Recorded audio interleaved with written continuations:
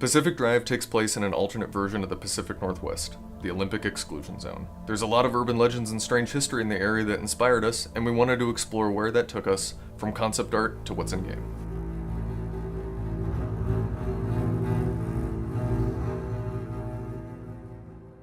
What works in our original concept is the twisting of the familiar. The surreal quality of the world is what leaves a distinct impression. Early in its history, the Olympic Peninsula was very much as you'd expect, but at a certain point things drastically changed, and as you explore, you get to figure out how. It's these mysterious changes that help build our world and establish our setting. They keep you on your toes, and they'll prevent you from knowing what's around the next corner of the road. When it comes to the Pacific Northwest and the Olympic Peninsula, there is so much that comes to mind that matches with Pacific Drive. The deep forests, the moody rain, feeling of isolation when you're out in the wilderness.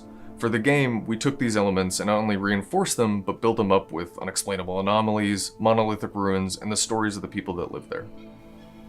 Hi, my name is Jacob, and I'm the foreground art lead for Pacific Drive. I built the tools and items that you find out in the zone, but my biggest contribution is the station wagon that's keeping you alive.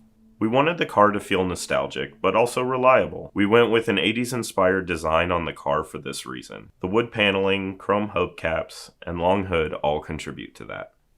Because each part of the car is customizable, I modeled them with a higher degree of detail than players normally see in games. A good example of this is the suspension and wheel assembly, which is extremely close to a real-world equivalent, and you'll see it when you swap out your tires. Our quintessential American station wagon has seen some hard miles. By the time the player sees it, there's some rust, some sketchy parts, and mismatched wheels to visually sell that our car has a long history in the zone. The view from behind the wheel is under constant iteration. We're communicating a lot of information to the player. Our kit-bashed approach to the tech, features, computer components, old-school displays, and camera parts that you would have seen throughout the digital revolution. And that attitude of making do extends to most of the tools and items the player crafts in the game. Aesthetically, the tools the player uses are all of an improvised nature. They shouldn't feel complete or finished, but functional enough to get the job done.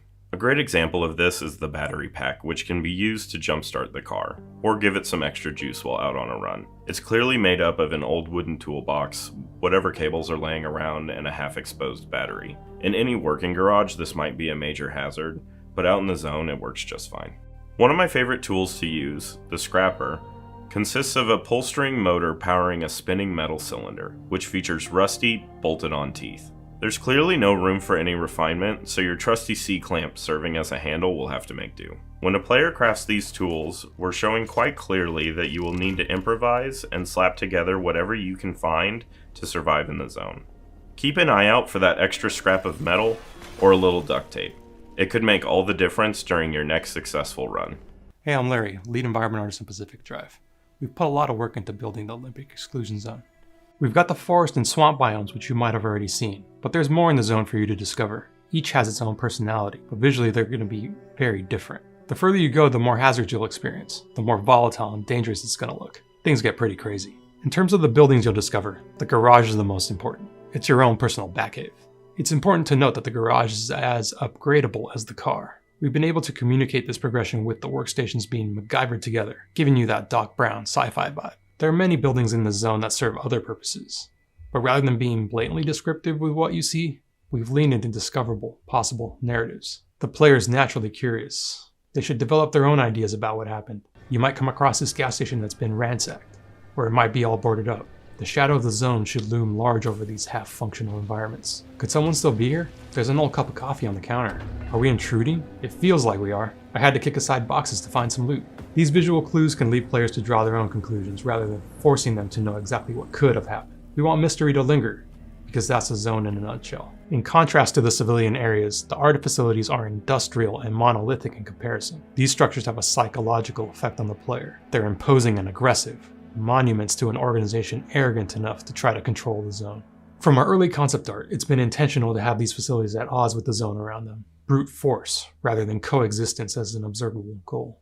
The inner walls are a great example of this failure to coexist. Their massive man-made interiors are overrun with terrifying anomalies. abandoned machinery, and supplies left to rot in large shipping containers. As the player moves through these areas, the number one goal is to survive, and there is history here to discover. We want to give our players a chance to pursue their own interpretation of what happened to the people of the zone when it all began. Overall, these environments and the impressions we're trying to give of the zone are visually designed to push players around the next corner, that there's something exciting there, or illuminating, to add to their story.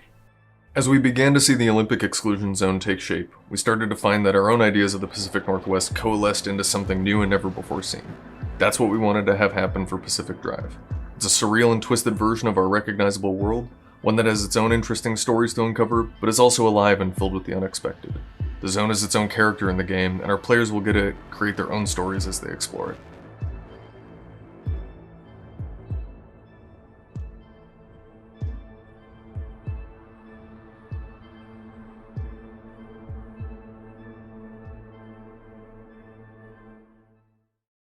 PlayStation